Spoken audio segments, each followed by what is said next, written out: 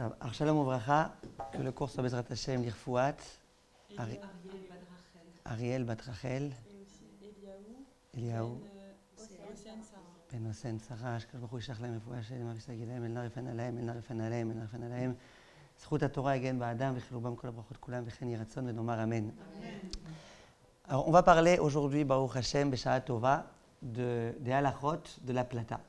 Jusqu'à présent, nous parlions des halachot bichoul.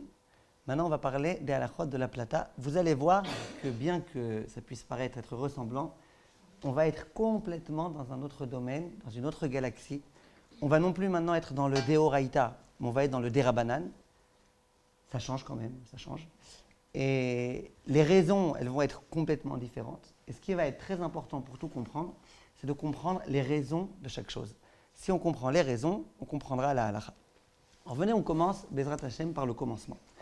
Quand on va parler des lois de la plata, comme j'ai l'habitude d'appeler, je crois que je suis le seul à appeler ça comme ça, mais c'est pas grave, on va parler de plusieurs choses. On va parler de Shehiya, on va parler ensuite de Chazara, on va parler enfin de Atmana. Juste d'abord, je traduis les mots, j'explique en une minute en quoi ça consiste, et après, Bezrat Hashem, on expliquera exactement.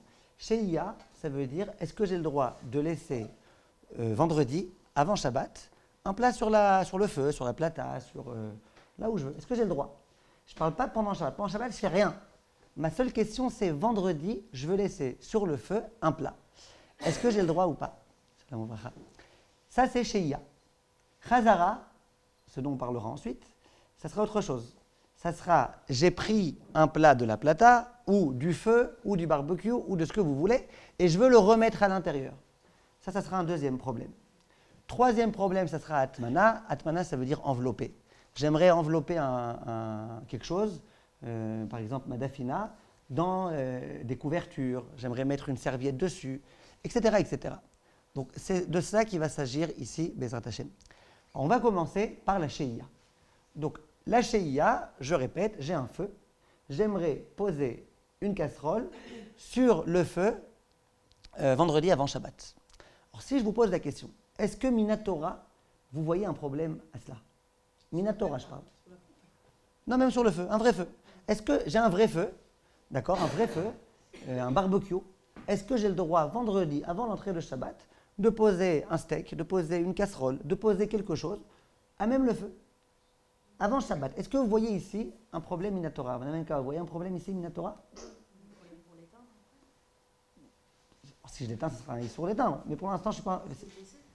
Oui, pour l'instant, est-ce que vendredi, j'ai un issour de laisser un plat sur un feu? Cuit, pas cuit, ce que vous voulez. Disons pas cuit. C'est quoi? Je vais vous provoquer. Pas cuit. Ouais, enfin, a priori, il n'y a pas de problème. Minatora, attention. Quand je dis Minatora, c'est Midéoraïta. Non, parce que la Péoula, on l'a fait avant Shabbat. Avant Shabbat, on a le droit de cuire, il n'y a pas de problème. Il a fait. On l'a fait avant Shabbat. Après, Il a fait. Est-ce que vous êtes d'accord avec Joy? Avant Shabbat, on fait ce qu'on veut.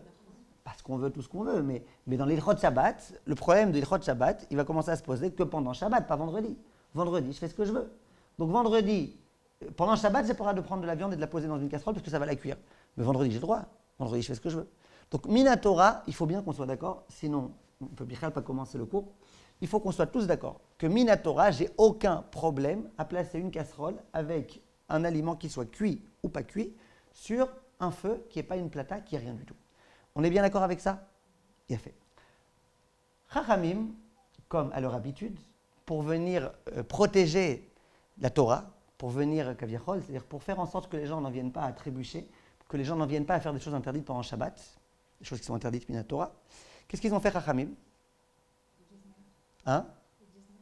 Ils disent qu'on n'a pas le droit. Ils disent que c'est interdit de faire cette chose-là. Pourquoi Chachamim ils disent que c'est interdit, à votre avis? Alors pour comprendre ça, il faut juste une petite introduction. Oubliez un tout petit peu les feux qu'on connaît aujourd'hui, plaque à induction, les feux rouges, là, les machins, le gaz. Oubliez tout ça pendant une minute. À l'époque, les gens ne connaissaient pas tout ça. À l'époque, les gens, ils avaient ce qu'on appelle une kira. Une kira, c'était un feu avec des braises. Donc quand on voulait chauffer des choses, quand on voulait cuire des choses, eh ben, on allumait le feu. Ensuite, il y avait des braises, un peu comme les barbecues aujourd'hui. Quand on avait les braises et que ce n'était pas assez chaud, eh ben, on prenait un soufflet, on faisait en sorte que les braises soient plus chaudes. C'est comme ça que ça fonctionnait à l'époque. Alors, je reprends la question. Si, à l'époque, quelqu'un prenait une casserole et qu'il la mettait vendredi sur les braises, on a dit vendredi, tu fais ce que tu veux. Minatora, il n'était pas censé avoir de problème. Chachamim m'ont dit, mais attention, il peut y avoir un problème. C'est quoi le problème qu'il peut y avoir? C'est que si Shabbat, au moment où tu veux manger, il s'avère que la nourriture n'est pas assez cuite et que tu as envie donc d'attiser les braises pour que ce soit plus chaud, qu'est-ce que tu risques d'en venir à faire? Tu risques d'en venir à attiser les braises.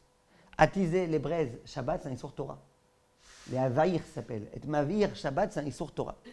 Donc Chachamim m'ont dit, attention, tu n'as pas le droit de laisser un plat qui n'est pas assez cuit sur des braises, de peur que quoi? De peur que pendant Shabbat, tu vois que ce n'est pas assez cuit, les invités vont venir, on ne sait pas exactement quand ça va être prêt, machin. Tu risques d'être comme ça, complètement en panique, et tu risques d'en venir à attiser ton feu. Et si tu attises ton feu, c'est un Issur Torah. Donc Chachamim, comme à leur habitude, ils ont fait une disposition, ils ont interdit quelque chose, de peur qu'on en arrive au Deoraita. Donc je répète, Minatora, tu aurais eu le droit de mettre une casserole sur des braises le vendredi. Tu aurais eu le droit, il n'y aurait pas eu de problème. Simplement, dans certains cas, et on va essayer Bezrat Hashem de les expliquer et de les expliciter, dans certains cas, Chachamim m'ont dit non, attention. Si tu te permets de faire ça, au moment où tu le mets, c'est vrai qu'il n'y a pas de problème, mais tu risques d'en venir pendant Shabbat à faire un interdit Minatora. Voilà pourquoi Chachamim m'ont interdit. Maintenant, attention, vous allez me demander comment ça se fait que le vendredi, on laisse nos dafinas sur la plata, sur le feu. Alors, on va tout expliquer. Pour l'instant, je vous donne juste l'introduction et l'explication. Alors, c'est ce qu'on va essayer maintenant d'expliquer. Alors, la question qui va se poser immédiatement, c'est de savoir, imaginez que vous ayez un plat qui est complètement cuit. Mamash complètement cuit, il est vraiment le top du top, il ne peut pas être meilleur que ce qu'il est maintenant à l'entrée de Shabbat. C'est-à-dire que plus il va cuire, plus il va s'abîmer. En hébreu, on appelle ça qu'il est mevushal kol sorko, c'est-à-dire qu'il est déjà cuit complètement. Et que plus ça va, plus il va s'abîmer. Comment on appelle ça dans la halakha? Mitztamek veralo. Mitztamek, c'est quand il cuit, genre, et qu'il commence à se rapetissir, vous voyez. Mitztamek veralo, ça veut dire, et c'est pas bon pour lui. Ça ne lui fait pas du bien à la nourriture. Donc imaginez que vendredi, je vais laisser un plat qui est complètement cuit, et plus le feu est chaud, moins c'est bon pour le plat. Est-ce qu'à votre avis, ici, Chachamim ont interdit de laisser ça sur le feu? Je ne parle pas d'une plate, je parle d'un vrai feu. Pourquoi Chachamim n'ont pas interdit? Très bien. Pourquoi ils n'ont pas interdit? Parce qu'il n'y aura pas besoin de réchauffer les braises. Non seulement il n'y aura pas besoin, mais c'est sûr que tu n'auras pas envie de le faire, parce que si tu le fais, ça va abîmer ton plat. Donc ça, c'est le concept qui s'appelle mitztamek veralo. Si un plat est complètement cuit, et que plus ça va, moins il va être bon, là, Chachamim m'ont dit, il n'y a pas de crainte que tu en viennes à attiser le feu, et donc ça sera autorisé de laisser ça sur un véritable feu. D'accord? Ça c'est, pour l'instant je parle du véritable feu, après on placera la plata, vous allez voir que ça va solutionner beaucoup de problèmes la plata. Mais pour l'instant je parle d'un vrai feu. C'est clair ou pas? Fait. Maintenant, que se passe-t-il dans le cas où le plat, il est cru, ça on a compris que c'est un problème. Maintenant, il y a un concept qui s'appelle Ma'achal ben dorsai. On l'avait déjà expliqué une fois, venons le répéter rapidement. Ma'achal ben dorsai, c'est une viande par exemple, ou un plat qui a été cuit, mais qui n'est pas arrivé à la totalité de la cuisson. Donc, ce plat-là, il est certes comestible, on peut le manger, mais il n'est pas très bon. C'est qui Ben Dorsai? C'était un voleur. Il y avait un voleur, il s'appelait Ben Dorsai, fils de Dorsai. Et ce voleur-là, entre deux hold-up à chaque fois, il voulait manger. C'était quand même pas un cannibale pour manger tout cru, mais ce n'était pas non plus quelqu'un qui avait le temps de pouvoir cuisiner longtemps, parce qu'il avait peur à chaque fois de se faire attraper, il était en train de s'échapper de la main de la police à chaque instant. Donc cet homme-là, qu'est-ce qu'il faisait? Eh bien, il se contentait de manger les choses pas tellement cuites. Ma'achal ben dorsai, il y en a qui disent c'est un tiers de cuisson, d'autres qui disent c'est mi-cuisson. D'après Shulchan Aruch, c'est mi-cuisson. Donc si une viande, par exemple, ça prend 1 heure de la cuire, eh ben, on considère en général, après la plupart des poskim, qu'au bout d'une demi-heure, elle est à moitié cuite. Il y en a qui disent qu'on va par rapport au temps de la cuisson, d'autres qui disent qu'on va par rapport à la qualité de la cuisson. Est-ce que la viande, elle est à moitié cuite ou pas? Mais en tout cas, c'est ce qui s'appelle Ma'achal ben dorsai. Maintenant, écoutez bien. Imaginez que vendredi, ma nourriture, elle n'est pas encore suffisamment cuite. Elle est déjà un peu cuite, elle est déjà arrivée à mi-cuisson, elle est déjà à Ma'achal ben dorsai, mais elle n'est pas encore complètement cuite. La question, est-ce que j'aurai le droit de mettre ça sur un vrai feu? Alors là, on a une grande marloquette. Il y a un rav qui s'appelle Hanania, c'est comme ça que le Rama, Rabbi Moshe Isserles, le rav Ashkenaz, c'est comme ça qu'il est possèque. Il possèque comme Hanania. Hanania, il dit, si c'est cuit, un tiers de cuisson, il n'y a plus de problème. Bon, pourquoi il n'y a plus de problème? Là, on ne peut pas dire ce qu'a dit tout à l'heure, Joy, tu ne vas pas en venir attiser. Bien sûr que je vais en venir attiser, moi je veux que ce soit très bon. Je veux pas que ce soit un tiers bon, je veux que ce soit ni à moitié bon, je veux que ce soit très très bon. Donc je risque d'en venir à attiser. Alors en fait, pour comprendre, il faut un tout petit peu rentrer dans la psychologie de l'homme. La takaat Chachamim de dire attention, ne mets pas quelque chose vendredi de peur que t'en viennes. Elle s'adresse à qui cette takana? Aux Réchaïm? Aux gens qui passent leur journée à allumer la lumière, à éteindre Shabbat et à faire tout type de choses? Bien sûr que non. Les Réchaïm, ils écouteront même pas ta takana. Donc à qui ça s'adresse cette takana? Aux tzadikim, comme vous et comme moi.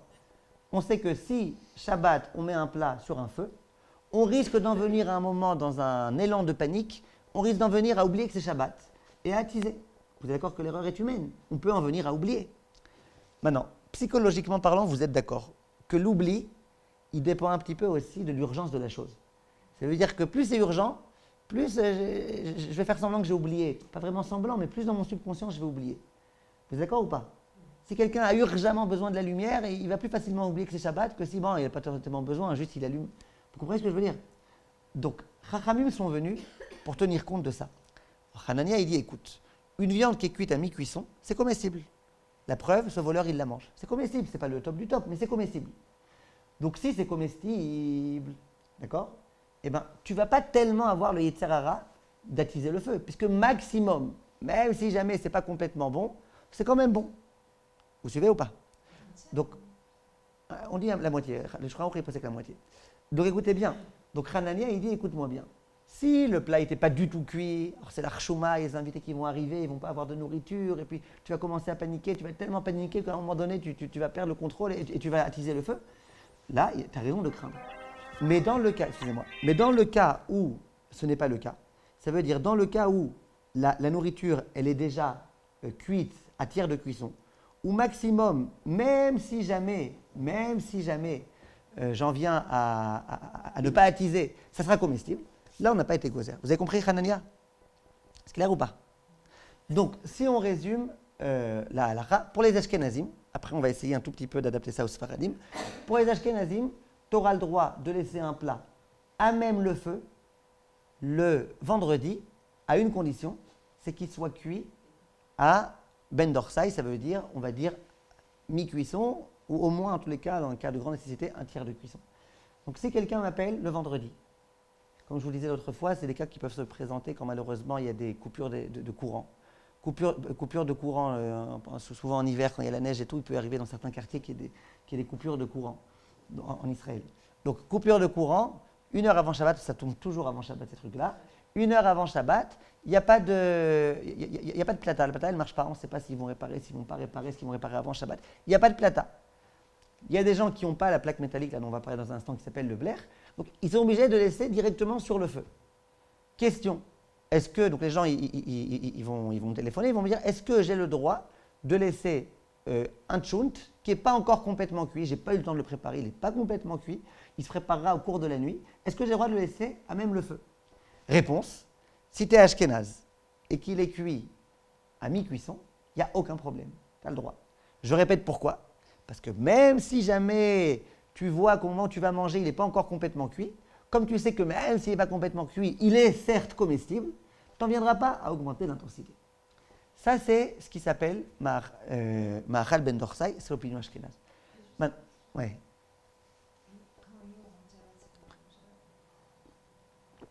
Et alors? Non, il faut que ce soit mi-cuisson à la shkia, au moment du coucher du soleil, exactement. Très bien. Maintenant, regardez, le Shulchan Aruch, et là je vous demande de bien écouter. Le Shulchan Aruch, à savoir Rabbi Yosef Karo, lui, il n'est pas possèque comme Hanania. Il n'est pas possèque que mi-cuisson, ça suffit. Lui, il est possèque qu'il faut que ce soit déjà complètement cuit, et plus encore, que ça soit mitztamek veralo. Pour prendre un exemple, le tchount, la plupart des gens ils vont vous dire, plus il cuit, meilleur il est. La plupart des gens ils vont vous dire ça. C'est-à-dire que plus il va cuire, bon, à part s'il commence à brûler, mais je veux dire, souvent le tchount s'appelle mistamek veyafelo. Plus ça va, meilleur il est. Après le Shulchan Aruch, tu n'auras pas le droit de laisser ça directement sur le feu. Je ne parle pas de la plata, hein. Directement sur le feu. D'après le Shulchan Aruch, tu n'auras pas le droit de mettre ça directement sur le feu. On ne sait jamais. Peut-être que tu as envie qu'il soit encore meilleur et que tu risques par erreur d'augmenter le feu. Donc pour le Shulchan Aruch, le seul cas où on autorisera, c'est un plat qui est mistamek veralo. Donc soit par exemple, tu vois que Bidio qu'il n'y a plus du tout de liquide, et si maintenant tu augmentes l'intensité, il va cramer. Ça peut s'appeler mistamek veralo. Ou un autre exemple de mistamek veralo, c'est par exemple l'eau. D'accord? L'eau, une fois qu'elle est chaude, plus elle cuit, et non pas plus elle s'abîme, mais plus elle s'évapore. Donc, tu n'as rien à gagner de qu'elle se cuise plus. Mistamek veralo, c'est quelque chose qui te fait perdre. Ou par exemple, j'ai de la viande, j'ai des morceaux de viande. Maintenant, vous êtes d'accord que plus elle cuit, plus elle se rapetissait. Oui ou non? Ce qui s'appelle mistamek. Mistamek, c'est qu'elle se rapetissait. Maintenant, j'ai des morceaux de viande. C'est vrai qu'elle va être meilleure, plus elle va cuire, plus elle va être bonne, mais plus elle va cuire, plus elle va être petite. Moi, j'ai plein d'invités, j'ai pas envie de leur donner des tout petits morceaux minuscules de viande. Donc moi, ça me dérange que cette viande, maintenant, elle se rapetisse. Ça aussi, ça rentre dans le cadre du mistamek veralo. Donc, résumé. Pour le Shulchan Aruch, Rabbi Yosef Karo, si quelqu'un me téléphone un jour d'hiver où il veut laisser à même le feu son tchunt, par exemple, sur le feu, il me demande est-ce que j'ai le droit ou pas? Est-ce qu'il n'y a pas par hasard une crainte que j'en risque de venir à attiser? Qu'est-ce que je devrais lui répondre? Si il suit le Shulchan Aruch, je devrais lui dire écoute, si c'est mitztamek veralo, tu auras le droit. Si c'est mitztamek veyafelo, vetovlo, si plus ça va, plus ça cuit, meilleur il est, là il y a lieu de craindre. Maintenant, je vous rassure tout de suite, et je vous dis que la coutume, même la coutume sfarad, depuis déjà des centaines d'années, c'est dans ce cas précis d'être posek comme les Ashkenazim, comme Hanania. C'est-à-dire que bien que le Shulchan Aruch écrit que le seul cas dans lequel tu as le droit de laisser un plat sur le feu, c'est si jamais il est mitztamek veralo, la coutume séfarade, c'est d'autoriser. Et dans tous les cas, dans toutes les halachot de la plata, vous allez voir plusieurs fois que je vais vous dire, le Shulchan Aruch il interdit, mais malgré tout, la coutume séfarade, même Rav Ovadia, qui est vraiment collé au Shulchan Aruch, tous les poskim sfaradim, ils disent que la coutume, dans certaines choses, c'est d'autoriser. Je me rappelle quand j'avais tué Chod Shabbat la première fois il y a de nombreuses années, j'avais été faire un mifran. J'ai un Rav Ashkenazi réputé qui s'appelle le Rav Sirota. Ashkenazi siroté. D'accord? Et ce Rav-là, donc il m'a posé plein de questions sur cette halachot-là. Alors il me disait, c'est quoi la halakha après le Shulchan Aruch? Alors je lui ai dit. Après il me dit, et comment les Sfaradim, lui c'est un Rav Ashkenazi, il me dit, comment les Sfaradim ils sont noagim? Je lui dis, comment les Ashkenazim? Après il me pose une autre question, et comment les Sfaradim ils sont noagim? Je dis, comment les Ashkenazim? Il dit, tu vois, ce chapitre-là du Shulchan Aruch, c'est un chapitre qui est complètement Ashkenaz. Il était tout fier de ça. Maintenant, ce que je veux vous dire, c'est que la coutume, même séfarade, c'est d'être posek comme le Rama. Comment c'est possible C'est- le Shulchan Aruch écrit quelque chose et qu'on ne fasse pas? Ouais, parce que c'est une coutume, il y en a qui veulent dire, il y a beaucoup de klalim dans la façon d'être posek.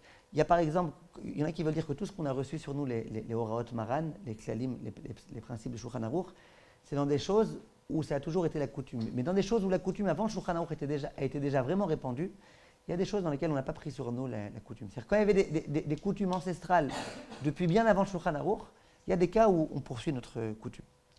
Maintenant, je ne vous dis pas qu'il n'y a pas des chachamim, sfaradim, qui vont dire, écoute, si tu es un vrai sfarad avec la hirat shamaim, il vaut mieux que tu essayes d'être mahmir ça. Mais il n'empêche que la coutume répandue, donc aussi bien chez les sfarad que chez les ashkénazes, c'est d'autoriser. Donc je répète, au jour d'aujourd'hui, quelqu'un aimerait sur son barbecue laisser le vendredi une casserole avec de la nourriture à l'intérieur. Le vendredi, ce n'est pas encore Shabbat. Il aimerait la laisser. Si elle est complètement cuite et que ça s'abîme, d'après tout le monde, c'est autorisé. Si elle est complètement cuite et qu'elle ne s'abîme pas, ou si elle est... Bref, depuis le moment où elle est arrivée à mi-cuisson, on autorisera à laisser ça sur le feu directement. Maintenant, que se passe-t-il dans le cas où ma Dafina, j'étais tout vendredi en stress, etc., j'ai réussi à la préparer qu'une demi-heure avant Shabbat. Donc vous comprenez bien qu'elle ne sera pas prête à l'entrée de Shabbat. Elle va même pas arriver, peut-être qu'elle ne va même pas arriver à la mi-cuisson. Maintenant, moi, j'aimerais malgré tout pouvoir manger Shabbat. Alors, il y a une solution de Chachamim. Cette solution, en hébreu, elle s'appelle Garouf Vekatum. Retenez bien les termes, parce que comme ça, on gagnera du temps à employer ces termes-là. Et en plus, c'est important que vous connaissiez ces termes. J'imagine que vous les connaissiez déjà avant que j'arrive. Mais ce n'est pas grave. Les termes, c'est Garouf Vekatum. C'est quoi Garouf Vekatum? D'abord, j'explique littéralement c'est quoi. Donc, on se remet à l'époque où les gens ils avaient des espèces de barbecue comme ça, là, avec des braises. Garouf, ça veut dire que je prends toutes les braises et je les mets de côté. En tout cas, beaucoup de braises. Je prends beaucoup de braises et je les débarrasse de côté et je pose ma casserole à un endroit où finalement il n'y a plus beaucoup de braises. Ça, c'est garouf. Donc, et il y a un autre concept qui s'appelle katoum. Katoum, c'est je prends de la poussière, du sable et je le disperse sur les braises. Est-ce que vous êtes d'accord que quand je vais faire ça, ça va refroidir un petit peu toute la chaleur des braises? Ça va étouffer un petit peu les braises. Ça sera déjà beaucoup moins chaud. Chachamim disent, donc même à l'époque où il y avait des braises, Chachamim disent que si tu veux laisser un plat vendredi qui n'a pas encore été cuit suffisamment, qui n'est pas encore arrivé à Ma'achal ben Dorsai, tu as le droit à une condition, c'est que soit tu sois goref, soit tu sois kotem. Donc soit tu poses ta casserole pas à l'endroit des braises, tu débarrasses les braises et tu poses ta casserole là où il n'y a pas de braises, soit tu refroidis un peu les braises en dispersant dessus un petit peu de sable. Ça, c'est ce qui s'appelle katoum. Pourquoi, à votre avis, ça marche? En quoi ça sert? À quoi ça sert? Pourquoi ça marche? Pourquoi, si je mets par exemple de la poussière ou du sable sur les braises, eh ben, ça a résolu mon problème? Moi, j'aurais dit à l'inverse. Si c'est moins chaud, il y a encore plus de chances que j'en vienne à attiser Shabbat. À votre avis, pourquoi? Parce que ça va nous rappeler que c'est pas comme d'habitude, que ça chauffe pas beaucoup, donc c'est Shabbat, donc on va pas les relancer encore plus fort. Ça vient nous rappeler. Ouais. Comment ça me rappelle? En voyant que c'est mis de côté, c'est un rappel pour se rappeler Il a que fait. c'est pas comme Il a d'habitude. fait. Il a fait. Viennent les poskim et ils disent, premièrement, c'est ce qu'on appelle en hébreu un équerre. Un équerre, c'est très bien le juste mot, c'est un rappel. Ça veut dire que si par erreur je risque d'en venir Shabbat à dire ouais, c'est pas encore prêt, allez, je vais attiser, d'un coup tu vas voir sur tes braises du sable. Tu vas te dire attends, mais pourquoi j'ai mis du sable? Justement parce que c'est Shabbat. Ah non, d'accord, non, donc il faut pas. Je répète, on ne parle pas de Rechaim, on parle de Tzadikim, qui risquent par erreur d'oublier. Dès que tu vas avoir ce rappel, eh ben, tu vas éviter de commettre la Avera. Donc ça, c'est ce qui s'appelle, ça c'est la première svara pour laquelle on autorise quand c'est garouf et katou.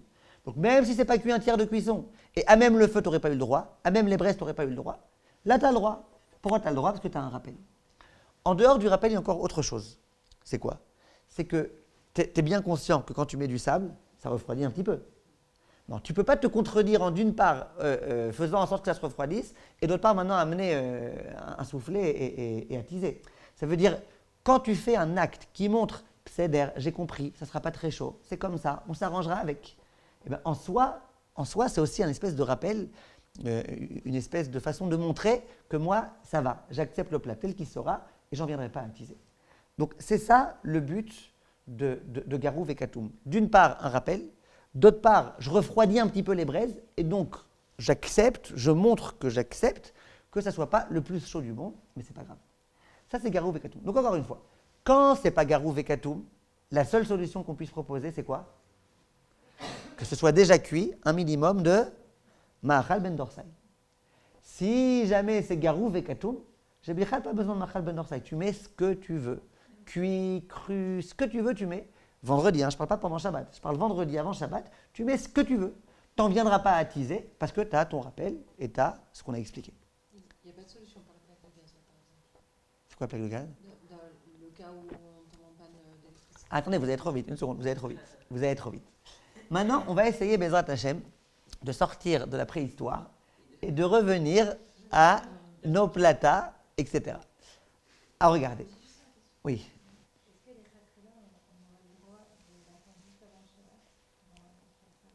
Bien sûr.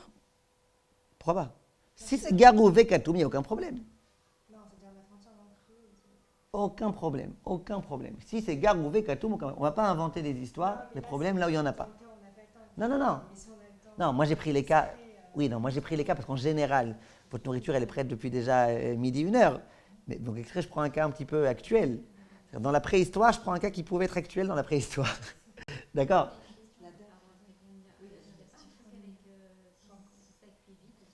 Alors une seconde, on va voir, une seconde. Vous avez raison, une seconde. Venez, on va doucement. Est-ce que vous avez compris pour l'instant déjà le B.A.B.A. de ce cours?